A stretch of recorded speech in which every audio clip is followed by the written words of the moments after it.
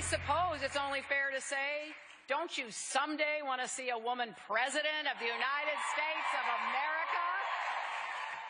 Hold on, Hillary. One female CEO from Texas says not so fast. A woman called Cheryl Rio, she's the CEO of a marketing company from Texas, faced a ton of backlash this week for saying that voters would be better off leaving the job of president to men because they're less hormonal. Watch this. I know sitting across from a man, you're going to be looked at a certain way. We're built differently. We do have different hormones, and we do, and in the world that we live in, I understand that there's equal rights, and that's a wonderful thing, and I support all of that. I don't support a woman being president. Joining us now to respond, someone who also knows a bit about running a business, her own business, former CEO of Hewlett-Packard, Carly Fiorina. Welcome to Fox & Friends Weekend. Thanks for being with us. Good morning. Great to be with you. So, between just girls here, the hormones that we have make us not qualified to be president, according to this woman? What do you think? Out of control. Well, you know, Sandy's obviously entitled to her opinion, but I think American history is littered with examples of men whose judgment was clouded by their hormones, including in the Oval Office. So if we want to talk about hormones, I think men's hormones sometimes get the better of them.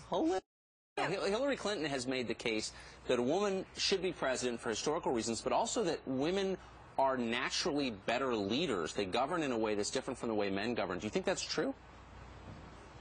Well, look, I think good leadership requires transparency and candor, which Hillary Clinton has not displayed. I think it requires collaboration, which I don't think she's particularly displayed. I think it also requires a track record of accomplishment, and honestly, she doesn't have much. So while I certainly think a woman is capable of being president, and I will probably be running for president in a few short weeks, I also think that gender shouldn't be the basis upon which we make that decision, and that's why if Hillary Clinton faces me on a general debate stage, she won't be able to talk about being the first woman president. She won't be able to talk about the war on women. The only thing she'll be able to talk about is her track record, her accomplishments or lack thereof, her policies and plans, which have crushed the middle class, and her own track record of a lack of candor and transparency, whether it was Emailgate or Benghazi. So you just made news there. Yeah, with the probably running for president. Probably running for president in a few weeks to make that announcement. Do you have a date set when you will make that announcement? Well, you know, we're probably going to do something late April, first part of May, so we're coming up on a formal decision and announcement pretty soon here. And will you run on the historical fact of a woman should be president, it's time for a woman to be president, or more on your record and your leadership? Well, I'm going to run on the fact that America is at a pivotal point.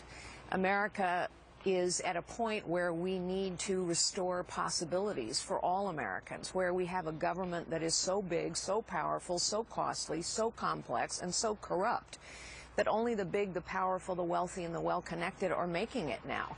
And yes, I will run on my track record, having started as a secretary and become a chief executive, having led major charities in the country, having traveled all over the world and met with most of the world leaders on the stage today.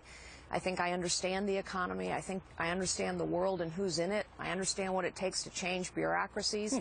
I understand technology, which is a transformative tool, and perhaps most importantly of all, I understand executive decision-making, which is making a tough call in a tough time with high stakes for which you're prepared to be held accountable. You're making a powerful case. Carly Fiorina, thanks for joining us this morning. I hope you'll come back. That was great. Making some big headlines. Thank you so much. Thanks, Carly.